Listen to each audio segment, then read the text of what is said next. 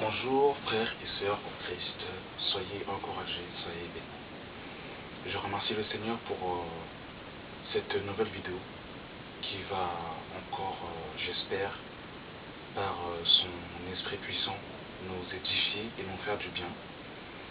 Et le Seigneur aujourd'hui veut nous éclairer sur le parler en langue, le parler dans les assemblées. Est-ce qu'un chrétien né de nouveau doit-il parler obligatoirement en langue?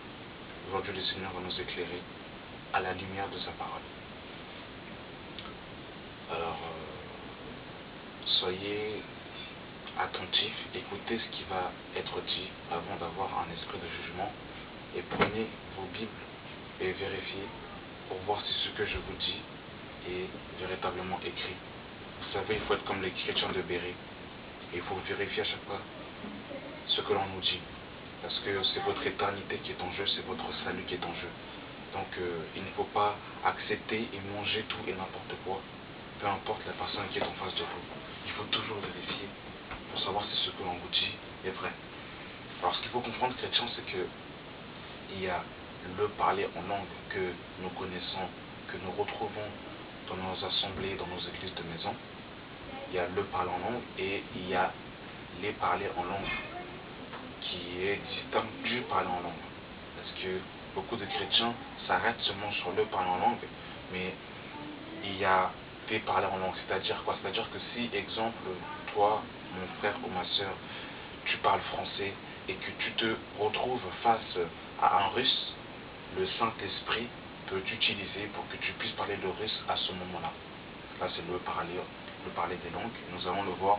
Nous sommes dans Marc chapitre 16, le verset 15, qui nous dit ceci. Allez par tout le monde et prêchez la bonne nouvelle à toute la création. Celui qui croira, qui sera baptisé, sera sauvé. Mais celui qui ne croit pas sera condamné. Voici les miracles qui accompagneront ceux qui ont cru. En mon nom, ils chasseront les démons. Ils parleront de nouvelles langues. Voyez-vous, il n'a pas dit vous parlerez en langue. Bien évidemment, le parler en langue existe. Mais là, Jésus fait mention, ils parleront de nouvelles langues. C'est-à-dire qu'il y a plusieurs langues que l'Esprit de Dieu peut donner à différents chrétiens comme il le veut, au moment où il le veut. Ils saisiront les serpents. S'ils boivent quelques breuvages mortels, il ne leur fera point de mal. S'ils imposent les mains aux malades, les malades seront guéris. Mais je veux plus m'arrêter sur ils parleront de nouvelles langues. Et pour vérifier, pour appuyer ce que je suis en train de vous dire, que Dieu peut utiliser votre langue pour que vous puissiez parler une autre langue à un moment précis. Vous savez, lorsqu'il y a eu l'effusion du Saint-Esprit dans Acte 2, les apôtres ont reçu, il y a eu l'effusion du Saint-Esprit dans la chambre haute, et ils sont sortis, et ils sont partis parler, aller évangéliser. Et chacun parlait selon une langue que lui-même à la base ne connaissait pas. Nous sommes dans Acte 2. Acte 2 qui va nous confirmer cela.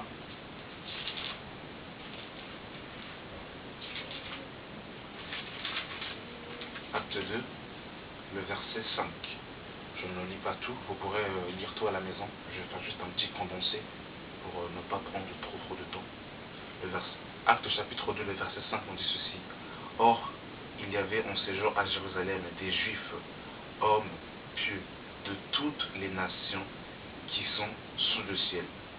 Au bruit qui eut lieu, la multitude courait, et il avait pu confondre, parce que chacun les entendait parler dans sa propre langue. Vous voyez?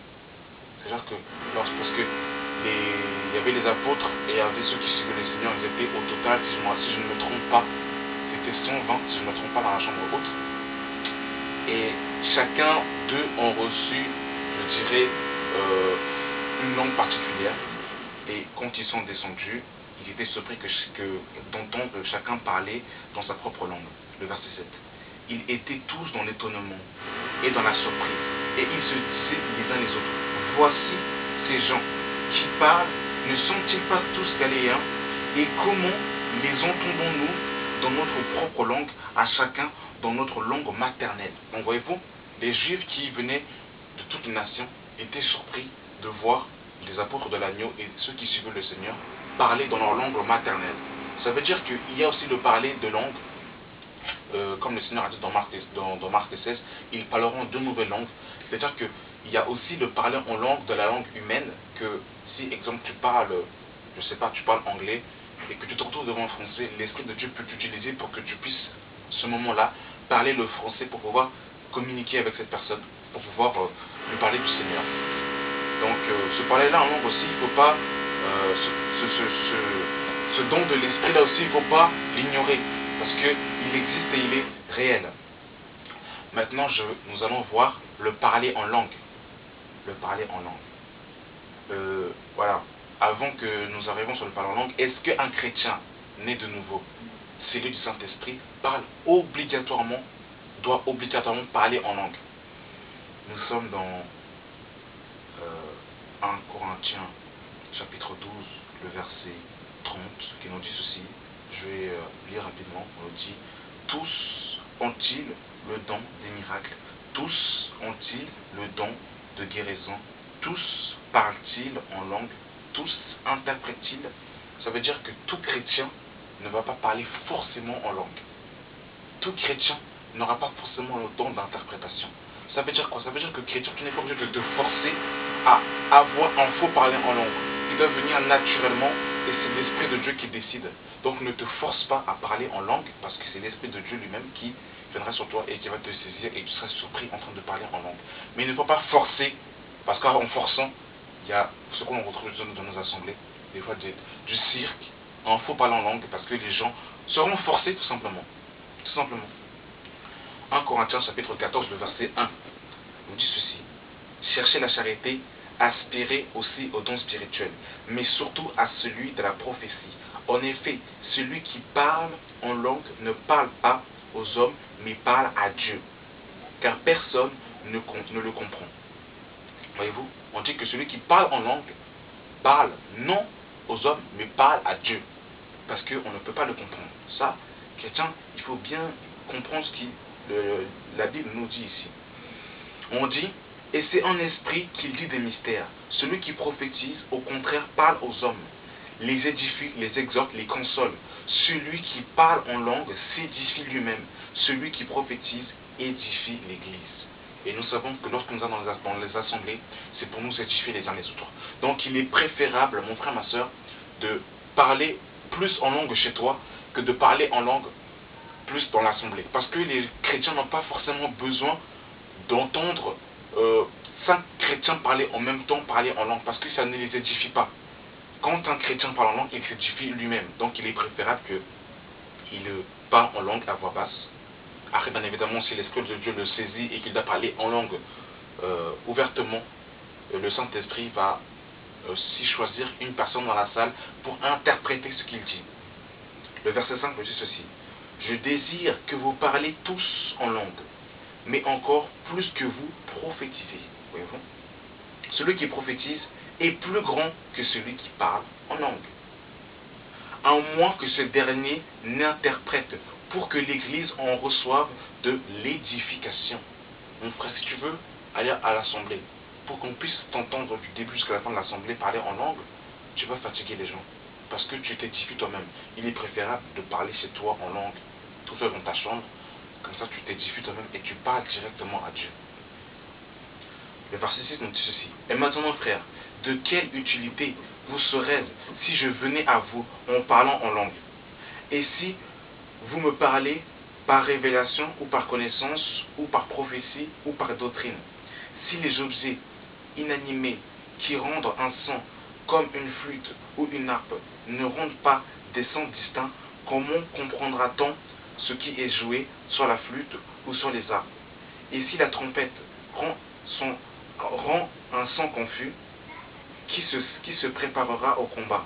De même, vous, si par la langue vous ne donnez pas une parole distincte, comment saura-t-on ce que vous dites? Car vous parlez en l'air. Là, il est question de ceux qui parlent en langue.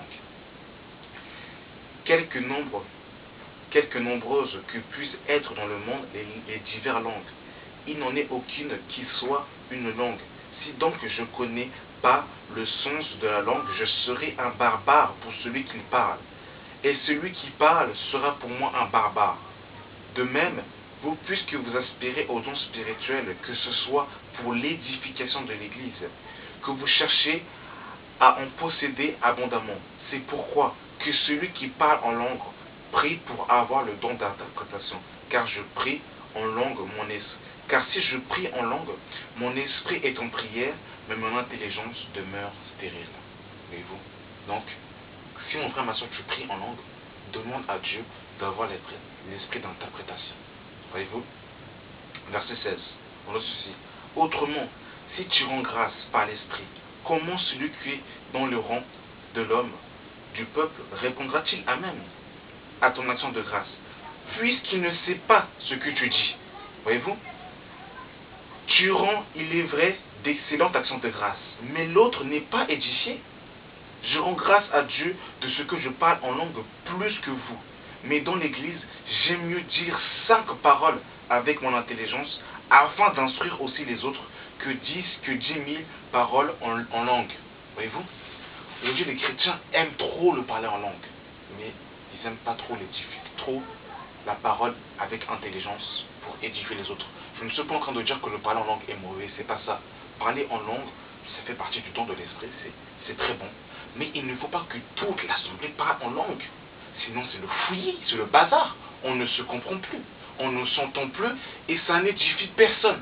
Et si un païen rentre dans cette assemblée pour la première fois, il va fuir. Et l'apôtre Paul va le dire au verset 23. Si donc dans une assemblée de l'église entière, tous parlent en langue et qu'ils surviennent des hommes, du peuple ou des non-croyants, ne diront-ils pas que vous êtes fous? Mais si tous prophétisent et qu'il survienne quelqu'un non-croyant ou un homme du peuple, il est convaincu par tous, il est jugé par tous, les secrets de son cœur sont dévoilés, de telle sorte que tombant sur sa face, il adore Dieu et publiera que Dieu est réellement au milieu de vous. Et oui, chrétiens, on aime trop le parler en langue. Des fois, il y a des nouveaux venus qui rentrent dans nos assemblées. Mais quand ils voient ça, ils sont complètement surpris. Ils voient des chrétiens en train de trembler, mais ils se disent, mais c'est... Oulala, c'est quoi ce délire là? C'est quoi ce délire? Qu'est-ce que c'est que ce délire là? Et lui, il fuit. C'est normal, chrétien. C'est normal. Verset 27. En est-il qui parle en langue, que 2 ou 3 ou plus parlent, chacun son tour? Je relis pour qu'on puisse bien comprendre. Et parce que, ce qu'il faut comprendre, c'est que là, quand Paul écrit cela, il est inspiré par le Saint-Esprit. Donc maintenant, comment se fait-il que le même Saint-Esprit, aujourd'hui, 2000 ans après, vient contredire Paul en suscitant 17, 20, voire 20 personnes parler en langue en même temps? C'est incroyable, hein? Incroyable. Moi, je me pose des questions honnêtement. En est-il qu'il parle en langue, que 2 ou 3 ou plus parlent, chacun à son tour, et que quelqu'un interprète? S'il n'y a point d'interprète, qu'on se taise dans les églises. Qu'on se taise dans les églises. Donc voyez-vous, parce que Dieu n'est pas le Dieu du désordre, mais Dieu est un Dieu d'ordre. Donc, il ne peut pas avoir, ça ne peut pas être la foire dans les assemblées, que tout le monde puisse parler en langue. Parce que si nous allons dans les assemblées, c'est pour que nous puissions être édifiés, c'est pour que nous puissions nous exhorter les uns les autres, pour que nous puissions grandir dans la foi. Mais si tous les chrétiens vont dans les assemblées et que tous parlent en langue, si je ne comprends pas ce que l'autre dit, l'autre sera un barbare pour moi. Il faut que quelqu'un interprète. Et on nous dit que 2 ou 3 ou plus parlent en langue, chacun leur tour, et qu'il doit avoir un interprète. Et s'il n'y a pas d'interprète, qu'on se taise dans les assemblées. Parce qu'aujourd'hui, dans les assemblées, il y a trop de cirque. Trop de cirque. Et des fois, excusez-moi, mais c'est l'émotion, c'est l'émotion. Des fois, il y a des chrétiens, c'est pas à leur chair, mais c'est pas par l'esprit. Parce que je vous dis, hein, il y a beaucoup de sataniques qui rentrent dans les assemblées et qui parlent aussi en langue.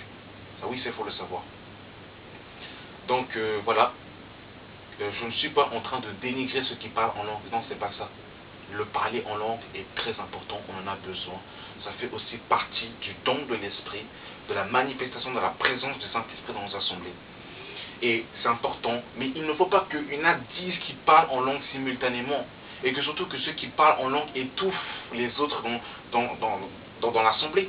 Il ne faut pas que ce soit ainsi, il faut de l'ordre. C'est tout ce que je voulais dire et ce que aussi la Bible dit. Et mon frère, ma soeur, si tu es chrétien, tu n'es pas obligé excessivement de parler en langue, parce que tous ne parlent pas en langue. Donc voilà, il faut s'édifier les uns les autres. Tu peux parler, mon frère, ma soeur, si tu es dans une assemblée en langue, il n'y a pas de souci, mais il est préférable de parler à voix basse, parce que quand tu parles à Dieu, tu n'édifies pas la personne qui est dans le même rang que toi. Donc voilà. Merci Seigneur pour cette vidéo. J'espère avoir tout dit. Si je n'ai pas tout dit, vous pouvez laisser un commentaire et j'essaierai de répondre à votre question, bien évidemment avec la parole. Voilà. Que Dieu nous fasse du bien et j'espère que Dieu vous aura fait du bien parce que moi en tout cas, sa parole m'a fait du bien. Et que le nom de Dieu soit béni au nom de Jésus-Christ. Amen.